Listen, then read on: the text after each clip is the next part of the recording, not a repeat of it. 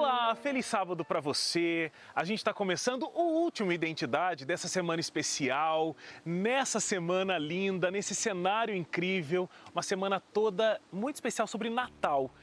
Só quero lembrar você que nós estamos juntos de segunda a sexta-feira, sempre às 11h30 da noite, e você é sempre muito bem-vindo.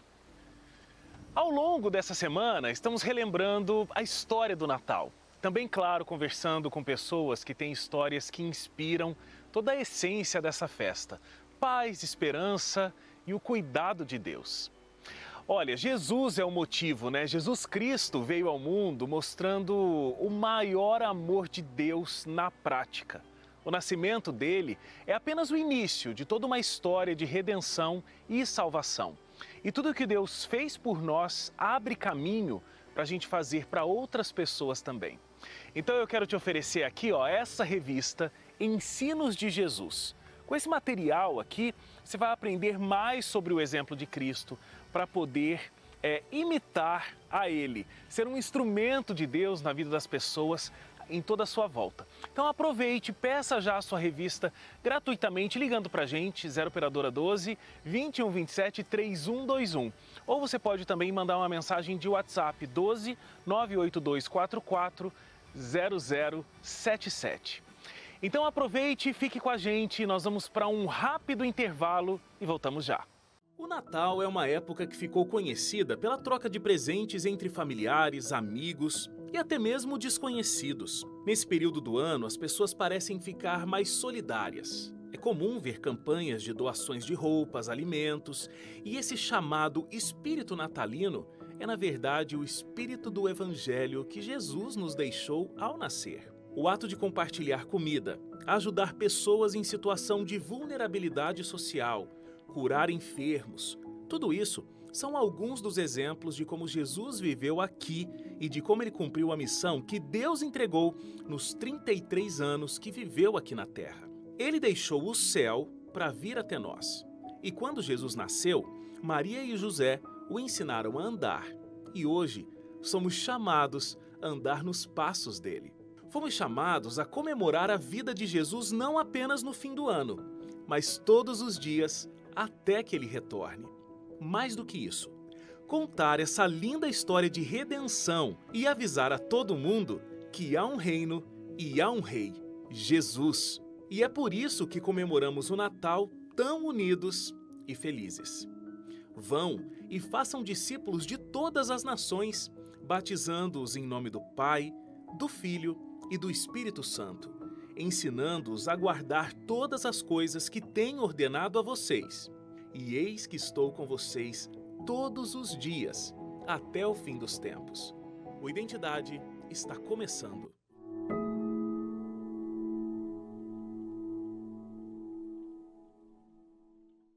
E a gente já está de volta aqui com a Identidade. Eu estou recebendo hoje o Charles e a Lara. Tudo bem com vocês? Tudo bem. Sejam bem-vindos aqui à nossa casa de Natal. Vocês são um casal que são muito jovens e tem um espírito missionário muito aflorado no coração de vocês, né? Mas eu queria saber como tudo começou.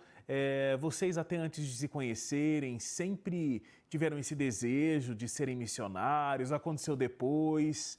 Aconteceu com os dois ao mesmo tempo? Como é que surgiu esse espírito da missão?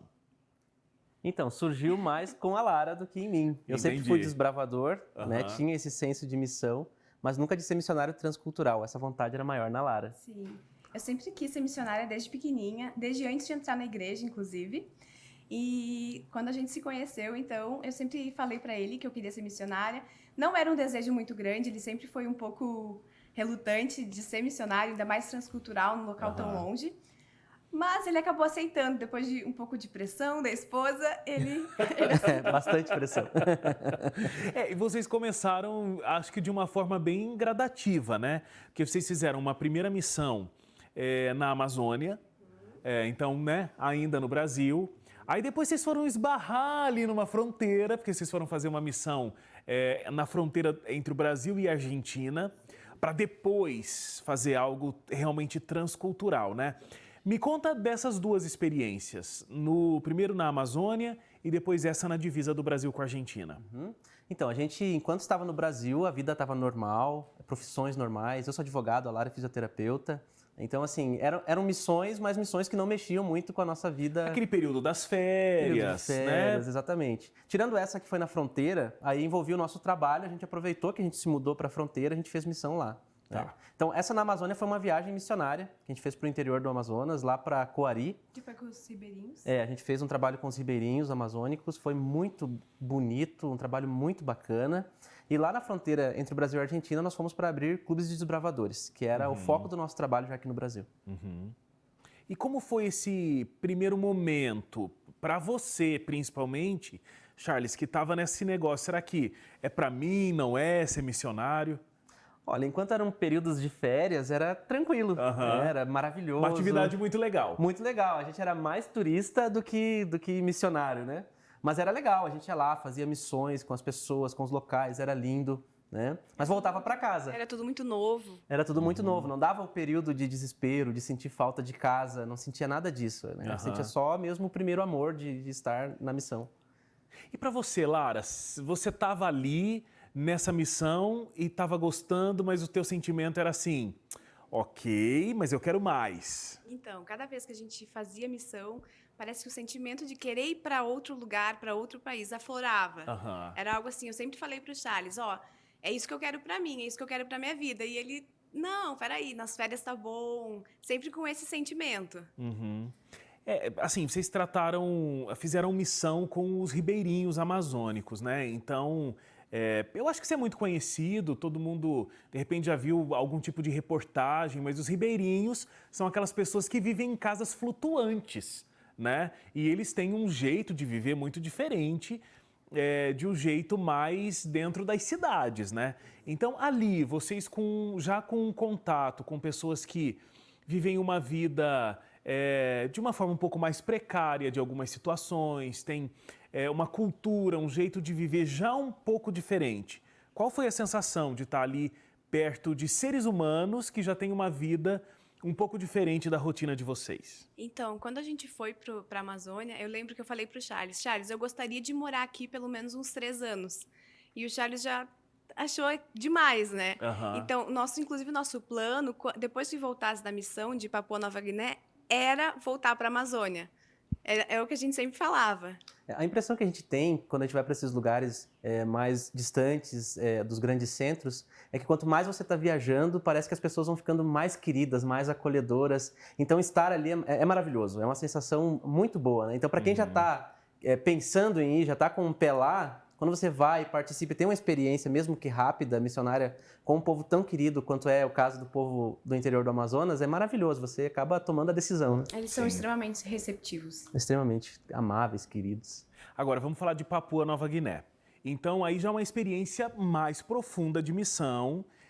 Realmente é o que a gente chama dessa missão para além mar. No caso, outro continente, inclusive, né? Me fala sobre essa experiência em Papua Nova Guiné. Vocês foram para uma tribo e aí realmente outra cultura, outra forma de viver. Exatamente. É uma tribo de ex-canibais.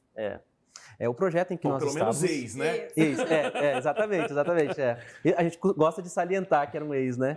E esse projeto onde nós estávamos é considerado um dos projetos mais hardcores assim, do mundo para se estar. Ele é muito, muito longe, difícil de acesso, de chegar suprimentos até lá. Nós ficamos 2 anos nessa pequena tribo que fica lá na Oceania, acima da Austrália, lá em Papua Nova Guiné. E é literalmente a volta ao mundo, assim. A gente foi via Oceano Pacífico e voltou via continentes. Então é uma viagem muito longa, muitas horas de voo. É uma experiência muito incrível. Papua é o país mais diversificado do mundo. Eles falam 850 idiomas lá. Né? Eles têm fala e escrita, então hoje em dia já são considerados idiomas. Assim, eles falam inglês, que é o idioma comum. Padrão. Se você chegar em qualquer tribo no interior, eles vão falar inglês. Mas cada uma tem seu próprio idioma. Mas eles conseguem conversar entre tribos assim, que falam... Porque são 850. Aí todo mundo fala essa quantidade de línguas? Não, né? Não. Então, mas tem o inglês que os une. E o Tok Pidgin também, que é a língua oficial de Papua Nova Guiné, que aí eles conseguem se comunicar através desse idioma comum. Deixa eu fazer uma pergunta para cada um. Charles, como foi a tua visão quando você pisou ali, a primeira coisa que você pensou, e depois eu quero saber de você, Lara? Para mim foi uma das experiências foi um choque cultural, assim, foi um dos maiores da minha vida. Eu imagino. Inclusive, a gente está escrevendo um livro que vai ficar pronto, vai lançar em janeiro, e eu escrevo no primeiro capítulo isso, que quando eu desci, o avião ele para no meio de um asfalto quente, não tem nenhum glamour, não tem nada esperando por você, não tem romantismo no campo missionário. Então esse avião ele para no meio de um asfalto quente, você está num ar-condicionado que você pegou esse segundo voo da Europa para chegar lá, então você está ainda naquele clima de ar-condicionado e eles abrem as portas do avião e invadem aqueles 40 e tantos graus e você respira e pensa, cheguei. Então assim, essa primeira experiência de você chegar, você sentir lá o asfalto quente, o calor, você já percebe imediatamente que você está num lugar diferente, que a sua vida precisa ser diferente, você precisa se adaptar. E para você, Lara? Então, eu vou falar de quando a gente chegou na comunidade Gogodala, né? Uhum. Eles estavam nos esperando. Foi a coisa acho que mais amável que a gente já recebeu na nossa vida, assim. Eles tinham feito placas, eles cantaram músicas. Então foi algo assim, acho que nunca ninguém nos recebeu tão bem quanto eles. Então assim, além de ser algo muito extraordinário, algo que a gente nunca tinha vivenciado, a gente se sentiu completamente amável. A gente achou que a gente ia ficar anos e anos lá. Foi incrível. Bom, mas vocês ficaram 2, né? Sim. Você tinha vontade de morar pelo menos 2 anos lá na Amazônia, já foi 2 anos lá em Papua Nova Guiné.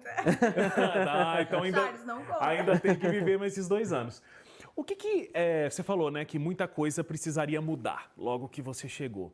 O que de fato nesses 2 anos vocês viram de transformação na vida de vocês, até como casal, de coisas, da forma como vocês viviam e passaram a viver de um jeito diferente? O que mudou internamente em vocês? Acho que mudou tudo. Nós mudamos a profissão, nós mudamos a forma como a gente fala, como a gente vive, como a gente vê as pessoas, como a gente vê Deus. Acho que mudou completamente a nossa vida. Assim. Seria impossível para nós voltarmos e vivermos o estilo de vida que a gente vivia antes. Assim. Como casal, né? Foi algo que nos aproximou demais, foi algo... Agora, quando a gente voltou, eu ficava, cadê o Charles? Porque lá a gente ficava 24 horas, a gente ia fazer a visita, a gente ia junto.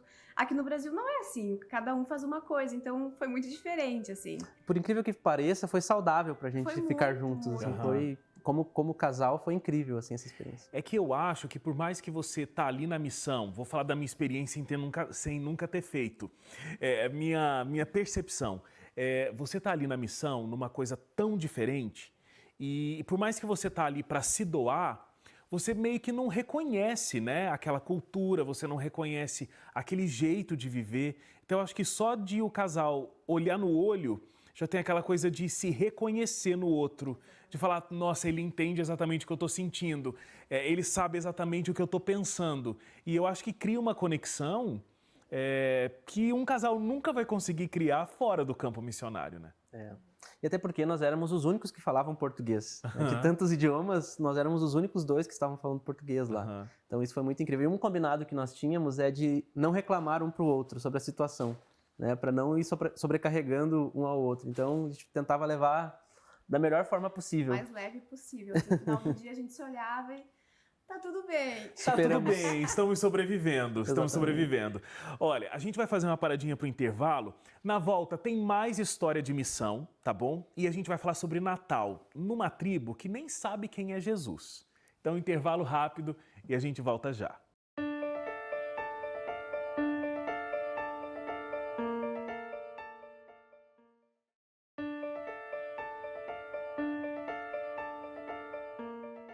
De volta aqui o Identidade. Olha só, de repente a família até cresceu. É o Charles e a Lara que estão contando histórias de missão. E agora nós temos a pequena Martina aqui junto com a gente. A Martina tem 6 meses, né? Vocês estavam me contando. 6 meses. Nasceu no Brasil. Sim, por pouco. Por pouco? Quase que nasce lá em Papua? Olha só. Também uma outra experiência que muda demais, né? A vida do casal. Vocês também têm um Instagram onde vocês contam muitas das histórias de missão. A gente foi dar uma olhada lá no Instagram de vocês e tem muitos relatos interessantes. Vou até dizer aqui, se você quiser dar uma olhada, @transculturando é o Instagram deles, está passando aqui no vídeo também. Você pode dar uma olhada por lá. E vocês relatam várias coisas. Queria que vocês contassem aqui também pra gente, para quem está acompanhando a Identidade, qual foi a experiência para vocês mais marcante nesse período de missão? Eu imagino que seja lá em Papua Nova Guiné, mas se vocês quiserem falar de uma outra experiência fora de lá também, a história mais marcante dentro desse espírito missionário. Nós conhecemos lá um menino que, muito antes de nós chegarmos lá, a missão ficava dentro de um povoado da tribo. A tribo é dividida em 40 povoados. E antes da missão chegar próximo da onde ele estava, um dia ele era pequeno ainda, ele devia ter uns 2 aninhos de idade. Acho que 3. Uns 2 ou 3 anos de idade. E ele foi pescar com a mãe. Lá a pescaria é função da mulher. E ele foi pescar com a mãe cedinho e quando eles estavam no meio do rio, o rio é profundo, o rio Aramia, que corta a tribo, ele caiu na água, uma água lamacenta e profunda, e eles perderam ele de vista. E as mulheres começaram a gritar e pedir socorro e tal, né? E os homens vieram, pularam na água, todo mundo procurou, e ele ficou muito tempo submerso, muito tempo. Tempo, assim, de forma que a pessoa provavelmente iria morrer, submersa. E depois que eles estavam quase perdendo as esperanças, ele apareceu agarradinho na beirada da canoa, assim. E eles pegaram ele, levaram para a beirada da terra lá e começaram a perguntar o que tinha acontecido. E ele disse que um homem havia estado com ele debaixo da água todo aquele tempo e o homem se chamava Jesus. E aí ele contou para todo mundo o que tinha acontecido, só que eles nunca tinham ouvido falar de Jesus. A gente está falando de um povo que vive em meio à floresta, uma das florestas mais isoladas do planeta, um povo que é animista desde que se lembra, e ele começou a falar que viu Jesus. Algum tempo depois, a missão chegou lá. Os missionários chegaram e alcançaram aquele povoado. E de quem que os missionários falaram? De Jesus. E quando falaram o nome Jesus, eles falaram, a gente conhece ele. A gente já ouviu falar dele porque um dia ele salvou o Bob que estava se afogando lá no rio. Uau. E a gente conheceu o Bob, a gente falou com o Bob.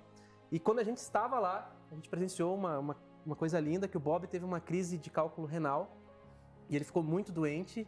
E o pai dele fez uma oração ao lado da cama do hospital onde ele estava. Enquanto o pai dele orava, o Bob viu mais uma vez o mesmo homem, entrou na cama lá, entrou no quarto do hospital, tocou nele e a pedra foi expelida naquele exato momento.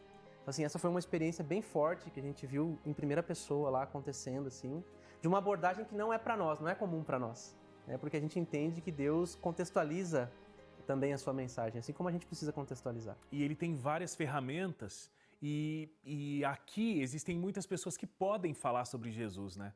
Agora, num lugar como esse, então muitas vezes Jesus vai lá e fala com as pessoas, né? Muitas vezes em sonho, em outras localidades ali, já ouvi histórias como essa. E que incrível. E a sua história, Lara? Então, eu gosto bastante da do arroz. Que um dia a gente viu umas crianças que elas estavam extremamente emagrecidas e eu peguei um saco de arroz e levei na casa deles. Quando eu cheguei com o saco de arroz, era 1 quilo de arroz. Eles fizeram tanta festa, as crianças, assim, elas festejaram tanto que parecia que eu estava chegando com um carro elétrico para uma das crianças, assim. E eu lembro que eu cheguei em casa e eu chorei, assim, que eu não conseguia mais comer lá, porque eu fiquei arrasada. Mas aí com o tempo a gente viu que estando lá já era algo assim muito muito grande também, que a gente ia conseguir mudar um pouco da vida deles, quem sabe não essa parte da alimentação, mas a parte pelo menos espiritual deles. Eu acho que todo mundo diz, né? A gente vai lá com a missão de ajudar as pessoas, mas na verdade quem vai para a missão é que sai muito cheio. Exatamente. Todo mundo tem essa mesma percepção, né? Agora, a gente está vivendo esse momento, Natal, e Natal pra gente, que mora aqui no Ocidente, que tem essa cultura sul-americana, americana, é algo muito forte, né? Tem gosto de infância, todo mundo tem memórias muito afetivas. Vocês passaram o Natal lá, em Papua Nova Guiné. Como é estar numa época dessa, mas com um espírito completamente diferente, né? Porque as pessoas nem sabem quem é Jesus. Exatamente. Imagina celebrar o nascimento dele. Exatamente. Como foi isso? Foi incrível. Nós passamos 2 natais lá. O primeiro deles a gente passou na tribo e o segundo Natal nós estávamos voltando. Então foram momentos muito especiais. E como você falou, eles não conhecem Jesus. Então um dos pré-requisitos para você celebrar o Natal é você saber quem é Jesus. Claro. E eles estão num contexto que a gente chama de não alcançados, são pessoas que não sabem, não conhecem nem Jesus pelo nome. E teve uma experiência muito incrível que a gente teve no primeiro Natal que a gente passou lá, que foi com o Aba. O Aba, ele é um ancião da tribo, é um dos líderes da tribo, ele tem aproximadamente 76 anos, eles não sabem muito bem a idade, né, Lara? Aba significa vovô. Não é o nome dele, né? Aba é um título, é uma titulação. E a gente chamou o Aba lá para casa e a Lara preparou com o que a gente tinha ali de forma muito simples, um peixinho, uma forma muito simples, uma ceia de Natal para ele. E aos 76 anos de idade foi o primeiro Natal que ele celebrou na vida. Então, assim, isso foi muito marcante, ele ficou emocionado. E ele nos contou uma história também de que a missão mudou a vida não só espiritual, assim, porque a gente fala assim, a missão vai lá para... O foco principal é o espiritual, é o eterno. Claro. A gente não tá lá tentando colocar um band-aid numa sangria, numa ferida. Mas a missão é muito mais do que isso, né? E aí ele nos falou a mudança completa que a missão fez para todo o povo dele. Foi emocionante, né, Lara? Porque hoje lá tem muitas crianças. Mais ou menos quantas crianças? Só naquele povoado que a gente morava ali devia ter umas 200 crianças. Tem muita criança. Muita criança. É muita criança. E antigamente não tinha tanta criança. Por quê? Antes da FM chegar no local, não tinha caixas d'água. Então o que acontecia? Eles tomavam água do rio. E muitas crianças acabavam morrendo. Agora, como tem a FM lá, eles conseguem sobreviver. Eles ficam doentes, tem o barco da missão para levar eles para o hospital. Então, antigamente, a mortalidade infantil era quase de 100%. As crianças nasciam, mas as crianças morriam também. Então, ele contou isso, assim, que mudou a vida dele. A FM é uma agência missionária, né, que promove vários projetos missionários e agora existe ali, né, uma pequena sede que pode contribuir ali com essa região. Agora, quando vocês falam de missão, o sorriso abre, né? Quando vocês falam das histórias de missão, a coisa fica muito intensa na fisionomia de vocês. Então, tenho certeza que vocês não pararam nessa. Quais são os próximos planos? Então, agora a gente voltou para o Brasil. A gente está morando lá no IAP. A gente ama lá, sensação de família. O IAP é um colégio interno, né, de alunos que ficam lá, morando lá, no Paraná. Exatamente, é o Instituto Adventista Paranaense. Instituto Adventista Paranaense. Eu estou lá, a gente está no seminário de teologia, mudamos completamente de vida, porque eu era advogado antes disso, e nós estamos nos preparando agora para servir a Deus em tempo integral, onde Ele mandar. Então agora essa fase de vida, uma fase de preparação, que nós estamos muito felizes também, e lá a gente tem trabalhado com missão também. Então assim, temos o intuito de levar uma sede da FM para lá, em breve, pela graça de Deus, isso vai acontecer. E enquanto isso a gente está lá, trabalhando com missão local, missão nas cidades, né? Está sendo incrível. Que sensacional. Olha, parabéns, assim, pelo despreendimento. Eu acho que é preciso muita resiliência, né? Para abandonar a vida como a gente conhece, com o conforto de uma casa, com a proximidade da família, para estar em missão, para ajudar o outro. E no final das contas, se encontrar com Deus. Até antes da gente terminar, o que mais vocês sentiram saudade? Ok, foi muito legal, estava muito intenso, tudo isso que a gente conversou aqui, mas o que mais foi saudade nesse período que vocês estavam fora? 2 anos. 2 anos. Primeiro a família, acho que é consenso entre a gente, mas de comer. Parece bobagem. Comida, mas né? A gente fez uma lista enquanto a gente estava lá, de coisas que a gente iria comer quando chegasse aqui. E a gente, quando chegou, foi marcando. Assim, tipo, vamos comer uma ceia de Natal, era o top one lá. Vamos comer uma ceia de Natal, vamos comer isso, uma pizza. Mas foi incrível. Às vezes à noite, na madrugada lá, a gente tava com... Nós não passamos fome, mas nós comíamos muito banana, coco. Então a gente falava, o que nós comeríamos no Brasil? Daí a gente fez uma listinha, quando a gente ficava imaginando, assim, algo bem... É verdade. E agora banana e coco, acho que vocês deram um tempo, né? Deu uma diminuída. Pessoal, então assim, antes da gente ir embora, tem um recado para vocês aqui, quero que vocês assistam.